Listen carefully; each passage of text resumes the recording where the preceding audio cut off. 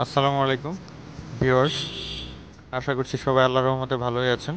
তো আজকে দেখাবো কিভাবে একটি এক্সেল ফাইল, অর্থাৎ যে এক্সেল ফাইলগুলোতে আমরা বড় ধরনের পেজ হলে একটি পেজের মধ্যে প্রিন্ট দিতে পারি না, এই ধরনের সমস্যার মধ্যে পড়ি। তো আজকে সেটারই সমাধান দেখাবো, কিভাবে আপনারা সেই সমস্যার সমাধান করবেন।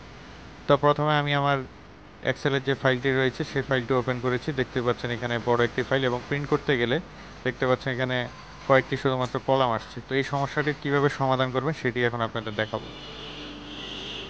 তো এই সমস্যাটির সমাধান করার জন্য আমাকে প্রথম যেটি করতে হবে সেটি হচ্ছে আমাকে যে অপশনটিতে যেতে হবে সেটি হচ্ছে ভিউ অপশন। তো আমি এখন প্রথমে ভিউ অপশনটিতে চলে যাব,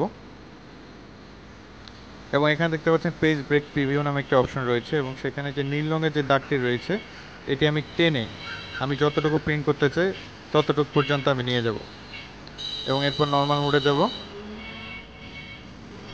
এখন এখানে যখন আমি প্রিন্ট দিতে এসেছি, দেখুন আমার কিন্তু এখানে পুরো পেজটি কিন্তু একটি পেজের মধ্যে এখন প্রিন্ট হবে।